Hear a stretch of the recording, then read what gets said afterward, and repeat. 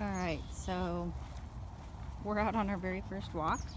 I'm recording this for comparison because hopefully by the time a week passes, our walks will be quite different.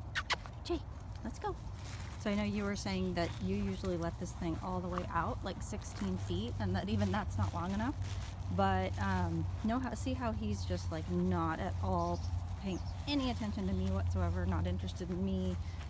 This isn't our walk. This is just, oh my God, overstimulation. The world is full of smells and I'm going nuts and I want to chase after whatever they probably are. Whatever those things are, gophers or whatever he smells. I mean this, right? So our walks are going to be quite different. So see how he just doesn't even look at me, like I don't even exist right now on this walk. He's actually a little bit calmer now right this second, but before when we had stopped he was, kind of whining and just looking around and Che, oh good boy. So see how he even just for a second, split second turned his head toward me.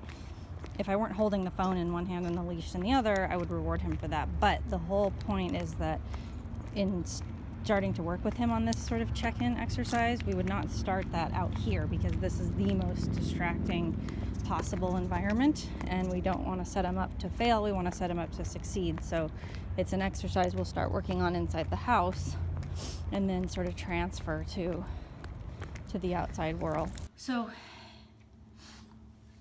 right now we just got back from our walk, our first walk, where, like I said, outside, way too many distractions to sort of start this training outside because you always want to start in the lowest distraction environment. So obviously in the house, I figured it out.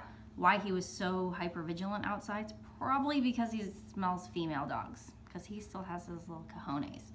So that's why, I think when you say that he doesn't have recall, I think what you meant, or probably what you're referring to, is when you're out on a walk and you say his name and he just doesn't pay any attention at all. So that's not because he's disobedient, it's just because his nose, and his senses are just going insane and he literally can't get to the place in his brain where he has any ability to focus or give you any attention. So speaking of getting attention, so right now he wants my attention. So what I'm doing is I'm waiting for him to look at me. I'm waiting for him to just give me eye contact. I'm not asking him for it because I'm doing what's called capturing the behavior. So I'm waiting until he just gives me the behavior I'm looking for, even though he doesn't know what that is, but he'll figure it out really quickly. And if he doesn't look at me at all on his own, within another minute or something, or 30 seconds, I'll help him out by making a little noise or something. But right now, he's pretty much used to just kind of living in his own little Che's world, right? So that's not to say he's not affectionate and he doesn't, interact and stuff like that. But he just does so on his terms, right? Like if he wants to snuggle, he comes to you and he snuggles and blah, blah, blah. And in fact, right now I'm gonna pet him because also I'm looking to just capture, not the ball licking behavior per se, but before, when he was seeking out my attention, he was come over here scratching at me and jumping on me and whatever. I didn't want to reward that with my attention or affection, but now he just came over and gently laid right next to me. That I want to reward. So even though I didn't ask him for this behavior, I'm rewarding him for it.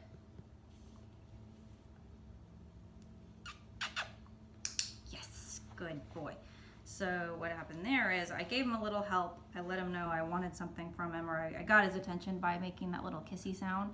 And as soon as he turned his head to look at me, I clicked with the little clicker, and then I gave him a treat. Now he knows there are treats involved, so he's probably gonna be really interested in doing whatever I want him to do. But see how he's not super interested in me or what I want. He just wants the treat. So he's interested in the smell. He's interested in my hands because the smell is on my hands. So I'm not going to say anything. I'm just going to wait and see if he checks in with me. Because when he checks in with me, that's him saying, hey, what do you need for me to do in order for me to get those treats? Right now, he's pawing at my hand as if to say, hey, give me the treats. I'm demanding them. Yes, good boy. So see his tail going? He's super excited. He's like, hey, wait a minute, there's an opportunity for me to earn some treats here. But what he's gonna learn is that he has to earn them by doing what I ask him to do. Yes, good. And every time, I wish you could see his face, but every time I click, he looks at the clicker like, hey, something's going on here, and I'm starting to get it. Yes. See, he's brilliant. He already gets that I make that noise, and just there, he did it without me making the noise. So see, he already understands that as soon as he looks at me, I click this thing. Good boy. And actually, he's not giving me full-on eye contact. He's kind of just shifting his face in my direction. And when a dog gives you full eye contact, that's really them saying, okay, I am at your service. What do you want? Yes, good boy. That time he really gave me a good one. And then I'm going to teach him some other, little things like this, like touch. Oh, actually, first I'll have the treat in my hand. This will be a different video. We'll take it one step at a time. We'll take it one step at a time, but you see what we're starting with.